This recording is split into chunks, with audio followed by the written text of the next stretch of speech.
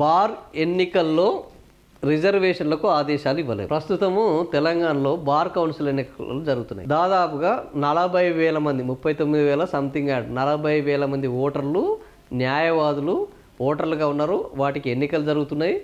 ఆ ఎన్నికలు సాధారణ ఎన్నికల కంటే జోరుగా జరుగుతున్నాయి. ఈ ఎన్నికలలో ఆల్రెడీ మొన్ననే ఏం చేశారు, మహిళలకు రిజర్వేషన్లు ప్రకటించారు. అంతకుముందు రిజర్వేషన్లు లేవు. మహిళలకు తొలిసారి రిజర్వేషన్లు ఎన్నికల్లో ప్రకటించారు. సో మహిళా రిజర్వేషన్లు అమలు జరుగుతున్నాయి. దీంతో వెంటనే అప్పటి వరకు మేల్కొని మన సోదరులు ఎస్సీ ఎస్టీ సోదరులు మాకు కూడా ఇప్పుడు రిజర్వేషన్లు కావాలి అని బార్ కౌన్సిల్ నోటిఫికేషన్ వచ్చింది.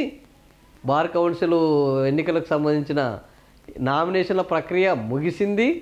ఇంకా విత్డ్రాల్ ప్రక్రియ కొనసాగుతున్నది. 2 రోజులలో విత్డ్రాల్ ప్రక్రియ కూడా అయిపోతుంది.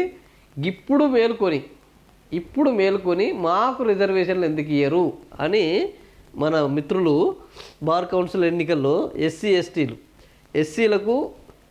ఎస్టీలకు రిజర్వేషన్లు కల్పించాలంటూ హైకోర్టును ఆశ్రయించారు.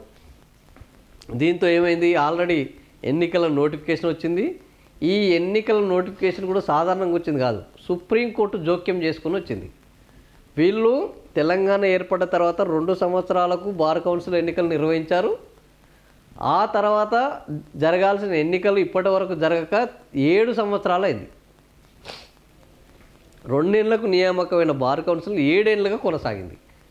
వీళ్ళు బార్ కౌన్సిల్ ఎన్నికలు పెట్టట్లేదని సుప్రీంకోర్టు దగ్గరికి పోతే సుప్రీంకోర్టు ఎన్నిసార్లు చెప్పినా వీళ్ళు బార్ కౌన్సిల్ ఎన్నికలు పెట్టకపోతే చివరికి సుప్రీంకోర్టు షెడ్యూల్ ప్రకటించింది. అంత దారుణంగా ఉన్నది ఈ బార్ కౌన్సిల్ వ్యవహారం. వాళ్ళు షెడ్యూల్ ప్రకటించి వాళ్ళే రిజర్వేషన్లు ప్రకటించి దీనికోసం ఒక కమిటీ వేసి ఆ కమిటీ నివేదిక ప్రకారం ఈ ఎన్నికలు ఎట్లా నిర్వహించాలో చెప్పి వాళ్ళు ఎన్నికలకు రంగం సిద్ధం చేశారు. ఇంత జరిగిన తర్వాత ఇప్పుడు మన ఎస్సీ ఎస్టీ సోదరులు మేల్కొని మాకు రిజర్వేషన్లు అంటే ఇది ఆల్రెడీ సుప్రీంకోర్టు డిసైడ్ చేసింది. హైకోర్టు దాంట్లో ఏలుబెట్టే పరిస్థితిలో లేదు.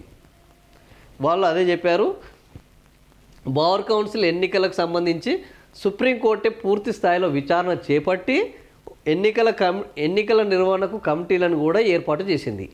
అందువల్ల ఈ దశలో తాము జోక్యం చేసుకోలేము అని, అంటే ఈ సోయి ఎన్నికల నోటిఫికేషన్ రాకముందు ఉంటే కొద్దిగా న్యాయం జరిగేది. మనోళ్లకు ఉనికి పోరాటాలే తప్ప న్యాయం జరిగే పోరాటం లేకపోవడం దురదృష్టం.